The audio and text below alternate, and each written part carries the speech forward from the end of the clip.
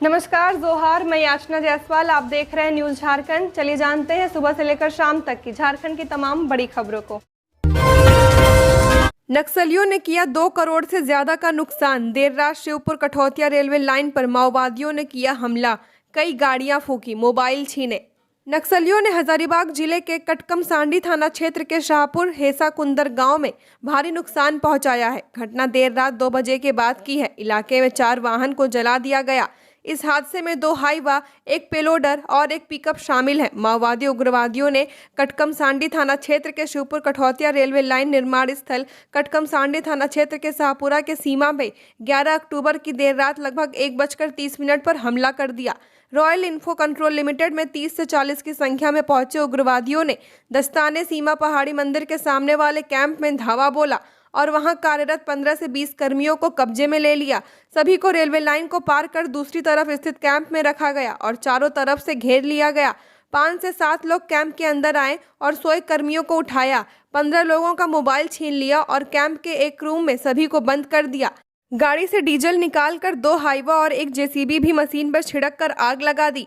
एक दूसरे कैंप में एक डीजल टैंकर, एक हवा, एक ट्रैक्टर डोजर तथा पिकअप वैन में भी डीजल डाला और आग लगा दिया। आग लगाने के बाद सभी उग्रवादियों ने घटनास्थल पर 4 राउंड फायरिंग करते हुए जंगल की ओर निकल पड़े। इससे पहले उग्रवादियों ने घटनास्थल पर एक पर्चा भी छोड़ा। इस पर्चे में भारतीय कम्युनिस्ट पार्टी मारवाड़ी लिखा है। परिचय में यह धमकी दी गई है कि कोई भी सरकारी कार्य बिना आदेश का नहीं करे। बिना आदेश का करने पर फौजी कार्रवाई की जाएगी। गोड्डा डीसी के नाम से नकली व्हाट्सएप आईडी बनाकर लोगों से मांगे जा रहे पैसे, सावधान रहने की अपील। साइबर अपराधियों ने इस बार गोड्डा उपायुक्त को अपना निशाना बनाया है। खबर है कि गोड्डा उपायुक्त जिशान कमर के नाम से फर्जी व्हाट्सएप आईडी बनाकर लोगों से पैसे की मांग की जा रही है। इसमें उपायुक्त जिशान कमर के नंबर के साथ उनका प्रोफाइल फोटो भी इस्तेमाल किया गया है, जिससे लोग आसानी से झांसे में आ सके। फर्जी व्हाट्सएप आईडी का नंबर 8087373776 है। इस संबंध में डीपीआरओ गोड्डा ने विज्ञप्ति जारी कर लोगों से सावधान रहने की अपील की है। लोगों से आग्रह किया गया है कि इस नंबर से यदि कोई कॉल या मैसेज आता है तो उसको झांसे में नहीं आए। कॉल या मैसेज करने वाले व्यक्ति को पकड़ने की कोशिश करें या पुलिस को इस बाबत खबर करें। झारखंड की 3 बेटियों का एशियाई हॉकी चैंपियनशिप के लिए टीम इंडिया में चयन। हॉकी इंडिया ने महिला एशियाई चैंपियंस ट्रॉफी के लिए 20 सदस्यीय भारतीय टीम की घोषणा कर दी है।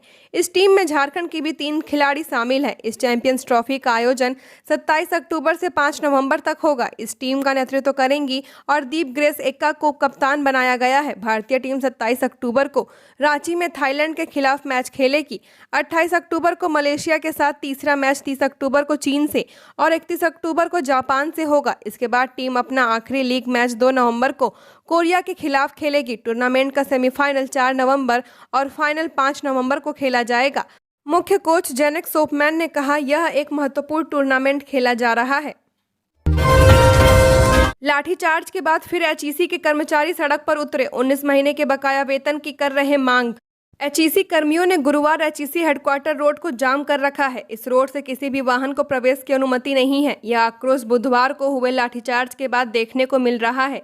दरअसल करीब 19 महीने का वेतन बकाया होने से एचईसी कर्मियों के सब्र का बांध बुधवार को टूटा, जब एचईसी कर्मियों ने बकाया वेतन भुगतान की मांग करते हुए निर्देशक राजेश कुमार द्विवेदी और निर्देशक एसडी सिंह का घेराव किया, जिससे अधिकारी करीब 9 घंटे तक अपने कार्यालय में ही बंधक बने रहे। शाम के वक्त अधिकारियों ने सीआईएसएफ की सुरक्षा में बाहर निकलने की कोशिश की तो कर्मियों ने विरोध शुरू कर दिया। इस पर सीआईएसएफ के जवानों ने लाठीचार्ज कर दिया। इसमें एचईसी के 3 कर्मी रमेश पांडे, जलेश्वर ठाकुर और चिराग बारला गंभीर रूप से घायल हो गए हैं। वहीं इधर उधर भागने में करीब दर्जन भर कर्मचारी चोटिल भी हुए हैं।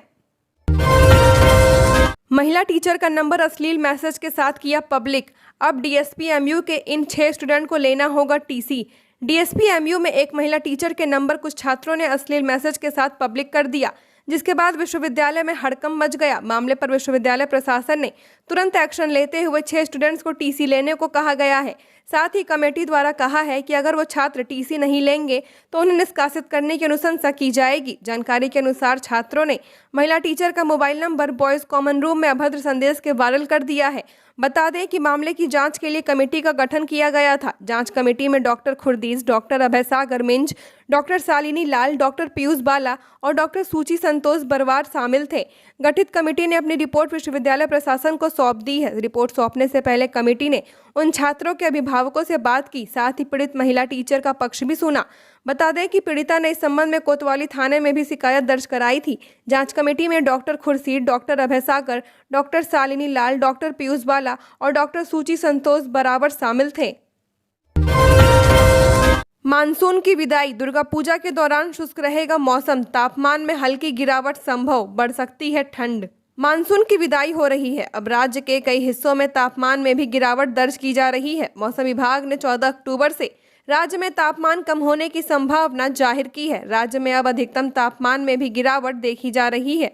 राज्य में अधिकतम तापमान 30, न्यूनतम तापमान 20 डिग्री सेल्सियस के बीच रह रहा है। संभावना जताई जा रही है कि तापमान धीरे धीरे और नीचे आएगा। राज्य में मानसून कमजोर है। पिछले 24 घंटे में सिर्फ पाकुड़ में 5.5 मिलीमीटर बारिश दर्ज की गई है। मौसम विभाग ने अगले 5 दिनों तक मौसम में किसी बड़े बदलाव के संकेत नहीं दिए हैं और न ही राज्य में किसी तरह का अलर्ट जारी किया है। मौसम विभाग ने 16 अक्टूबर तक राज्य में मौसम शुष्क रहने का अनुमान लगाया है। मोबाइल पर विचाराधीन कैदी को बात कराने वाला पुलिसकर्मी निलंबित, अब मुफ्तखोर दरोगा पर कार्रवाई की तैयारी। बोकारो जिले के तेनुघाट कारा में बंद विचाराधीन कैदी का मोबाइल फोन में बात करने के वायरल वीडियो मामले में बोकारो एसपी प्रियदर्शी आलोक ने कैदी को लाने वाले सिपाही को निलंबित कर दिया है। आरोपी पुलिसकर्मी पर विभागीय कार्रवाई भी चलेगा। बता दें कि विचाराधीन कैदी का फोन पर बात करते हुए वीडियो वायरल हुआ था। वायरल वीडियो की सूचना मिलने पर बोकारो एसपी प्रियदर्शी आलोक ने जांच कर 24 घंटे के अंदर रिपोर्ट की मांग की थी। रिपोर्ट मिलने के बाद आरोपी पुलिसकर्मी को निलंबित कर दिया गया है। बोकारो के कसमार में 2100 मरे व्यक्ति उठा रहे हैं पीडीएस का चावल, करोड़ों रुपए के चावल की हो रही हेराफेरी। बोकारो जिले में आपूर्ति विभाग में बड़े भ्रष्टाचार का मामला सामने आया है। सरकार द्वारा गरीब असहाय परिवारों के भरण पोषण के लिए दिए जा रहे करोड़ों रुपए के राशन, चावल, गेहूं में भ्रष्टाचार का मामला सामने आया है। जिले के कसमार प्रखंड में लगभग 2100 मृत लाभुकों में पीडीएस प्रणाली की दुकान से चावल का उठाव कर लिया है। कसमार की एक पीडीएस प्रणाली की दुकानों से औसतन 30 से 35 मृत लोगों को चावल दिया गया है। प्रखंड में हजारों किलो का पीडीएस चावल भूतों के नाम पर उड़ गया है। ऐसे में जिले के 8 प्रखंड में कितने मृतक व्यक्तियों के नाम से चावल का उठाव हो गया है, इसका सहज ही अनुमान लगाया जा सकता है। हैरानी की बात यह है कि विभाग को इस मामले का पता नहीं है और लगातार चावल का उठाव मृत लोगों के नाम से हो रहा है। ईडी के समन के खिलाफ सीएम हेमंत सोरेन की याचिका पर सुनवाई कल। पिछली बार ये हुआ था। हेमंत सोरेन की याचिका पर अब 13 अक्टूबर यानी कल सुनवाई होगी। बुधवार को हुई सुनवाई में मुख्यमंत्री हेमंत सोरेन की ओर से हाईकोर्ट से कहा गया कि न तो यह आपराधिक मामला है और न ही मेरे खिलाफ कोई प्राथमिकी दर्ज की गई है। इस लिहाज से ईडी का समन सही नहीं है। इतना ही नहीं, ईडी ने सीएम सोरेन को अपराधी के रूप में बुलाया है या गवाह के रूप में, यह भी स्पष्ट नहीं है। ऐसे में इस याचिका को रद्द कर देना चाहिए। अधिवक्ता पी चिदम्बरम ने कहा कि सुप्रीम कोर्ट में एक पुनर्विचार याचिका दायर है। ऐसे में उसके निष्पादन होने के बाद ही हाईकोर्ट में मामले की सुनवाई करनी चाहिए। बुधवार 11 अक्टूबर को मुख्य न्यायाधीश संजय कुमार मिश्र और जस्टिस आनंद सेन की बेंच में याचिका पर सुनवाई हुई थी। हाईकोर्ट के वरिष्ठ अधिवक्ता पी चिदम्बरम और अधिवक्ता पीयूष चित्रेश ने मुख्यमंत्री का पक्ष रखा था। पी चिदम्बरम के ने मामले पर सुनवाई के लिए 19 अक्टूबर की तारीख निर्धारित करने की आग्रह की थी, लेकिन हाईकोर्ट ने अगली सुनवाई की तारीख 13 अक्टूबर तय की है। यौन शोषण के बाद आपत्तिजनक फोटो वायरल करने के आरोपी सूफी शेख को साहिबगंज पुलिस ने किया गिरफ्तार। प्रेमजाल में फंसाकर यौन शोषण करने व आपत्तिजनक तस्वीरें सोशल मीडिया पर वायरल करने के आरोपी को साहिबगंज पुलिस ने पकड़कर जेल भेज दिया है। मामला राजमहल थाना क्षेत्र के एक गांव का है। बीते 8 सितंबर को राजमहल थाना क्षेत्र निवासी पीड़िता ने यौन शोषण करने व आपत्तिजनक तस्वीर सोशल मीडिया पर वायरल करने की शिकायत दर्ज कराते हुए थाना क्षेत्र के मकसद टोला निवासी सूफी शेख पिता मुतुंज शेख को नामजद आरोपी बनाया था। बता दें कि फोटो वायरल होने से आहत पीड़िता 21 सितंबर को राजमहल घाट गंगा नदी में कूद गई थी। हालांकि स्थानीय लोगों ने नाविकों की मदद से पीड़िता को बचा लिया था। मिली जानकारी के अनुसार पीड़िता के पति की मृत्यु वर्ष 2015 में हो गई थी। वे अपने 3 बच्चों के साथ ससुराल में रह रही थी कि इसी दौरान सूफी शेख ने उसे अपने प्रेमजाल में फंसाकर उसका यौन शोषण किया। बाद में आरोपी ने इस दौरान ली गई आपत्तिजनक फोटो को भी सोशल मीडिया में वायरल कर दिया। मामले को लेकर सूफी शेख सहित 1 दर्जन आरोपी के विरुद्ध राजमहल थाना क्षेत्र में प्राथमिकी दर्ज कराई गई है। 5 स्टार होटल नहीं, इस ढाबे में धोनी लेते हैं चिकन का मजा, जाने लोकेशन। भारतीय टीम के पूर्व कप्तान और रांची के स्टार महेंद्र सिंह धोनी की पूरी दुनिया में लाखों फैंस हैं जो उनके बारे में छोटी से छोटी बातें जानने के बारे में दिलचस्पी रखती है। तो आज हम आपको बताने वाले हैं धोनी के फेवरेट ढाबे के बारे में, जहां धोनी अक्सर अपने दोस्तों के साथ खाने का लुत्फ उठाने आते हैं। दरअसल हम बात कर रहे हैं रांची टाटा मार्ग पर स्थित ढाबा नूनू की। रांची टाटा मार्ग पर स्थित ढाबा नूनू धोनी के फेवरेट ढाबे में से एक है। ढाबे के संचालक संजय ने लोकल 18 को बताया, धोनी यहां तब से आ रहे हैं जब वो स्टार नहीं बने थे। जब रणजी खेलने के लिए जमशेदपुर जाया करते थे तब वो हमारे होटल में खाना जरूर खाते थे, जाते समय और लौटते समय भी। अब वो बड़े स्टार बन गए हैं, लेकिन आज भी वह अक्सर इस होटल में आया करते हैं। रेल कर्मचारियों के लिए खुशखबरी, ओवरटाइम के बकाया का रेलवे करेगा भुगतान, जीएम ने बताया डेडलाइन। दक्षिण पूर्व रेलवे में कार्यरत सभी कर्मचारियों के लंबित यात्रा भत्ता, ओवरटाइम व कंपाउंड ट्रांसफर ग्रांट का भुगतान दिसंबर माह तक कर दिया जाएगा।